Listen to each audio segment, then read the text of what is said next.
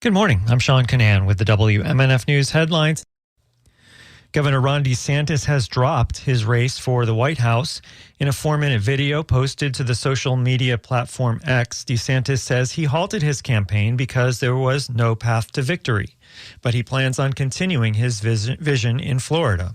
Winston Churchill once remarked that success is not final, failure is not fatal. It is the courage to continue that counts. While this campaign has ended, the mission continues. Down here in Florida, we will continue to show the country how to lead.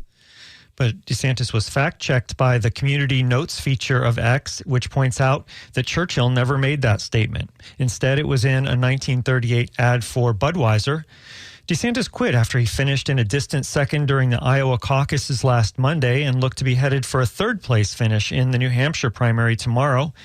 In his announcement, he also officially endorsed former President Donald Trump, despite the two's differences on the campaign trail. He has my endorsement because we can't go back to the old Republican guard of yesteryear, a repackaged form of warmed-over corporatism that Nikki Haley represents. DeSantis is set to return to Florida in the middle of a 2024 legislative session. What impact his return will have remains to be seen. The U.S. Air Force plans to expand its search for grave sites in a former black cemetery at Tampa's MacDill Air Force Base. It comes after the discovery of 121 potential sites already. A base spokesperson told news stations that a non-intrusive archaeological survey performed over the past 2 years at MacDill identified 58 probable graves and 63 possible graves. The base also deployed search teams to go over the area with ground-penetrating radar and cadaver dogs. It plans to look in an adjacent area this year for any additional evidence of graves. A state House bill that would allow people to kill bears on their property without permits when they feel threatened advanced in a House subcommittee on Friday. WMNF's Chris Young reports opponents say that killing the bears is not the solution, that trash management is. The bill is sponsored by Republican Representative Jason Schoaf. It's said to be a, quote, stand your ground bill against bears. It's a plague in North Florida. We have thousands of bears. They have been protected for a number of years. They should be protected. They're a great animal.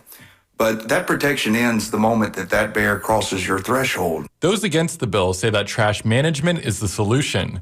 Kate McFall, Florida State Director at the Humane Society of the United States, spoke during public comment. The bears are in neighborhoods around humans because there's a food source there, and they're hungry.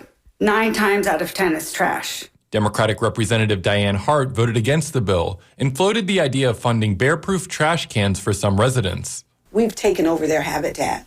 So what do we expect? They're there because we've moved them out.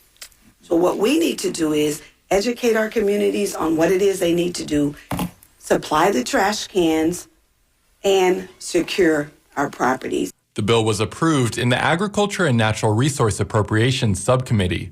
It now moves into the House Infrastructure Strategies Committee. For WMNF News, I'm Chris Young. A bill to create 12-year term limits for county commissioners advanced through a Florida House subcommittee on Friday. WMNF's Jimmy Rosilio reports it moved forward after that restriction was changed from 8 years to 12. HB 57 will move to its next committee stop after unanimous decision by the Local Administration, Federal Affairs, and Special District Subcommittee. County officials spoke against the proposal during the meeting. Wakulla County Commissioner Ralph Thomas voices his concerns with the bill.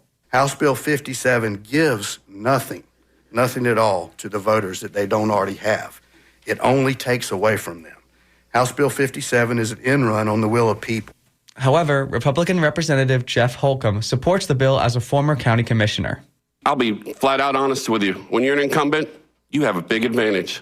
I know donors who donated to me, but they said they donated to the commissioner that I opposed, who was an incumbent. They gave money anyway because they were a fear of retribution. A couple of Democrats on the panel expressed hesitance with the 12-year limit, including Dan Daly. I'll be honest, I am torn on this bill and candidly others that unilaterally impose term limits. And it's because I can argue both sides of it, right? I believe in part you have term limits every time you're on the ballot. I also understand the power of incumbency and something like 90% of incumbents getting reelected. An 8-year term limit for county commissioners is advancing in the Florida Senate.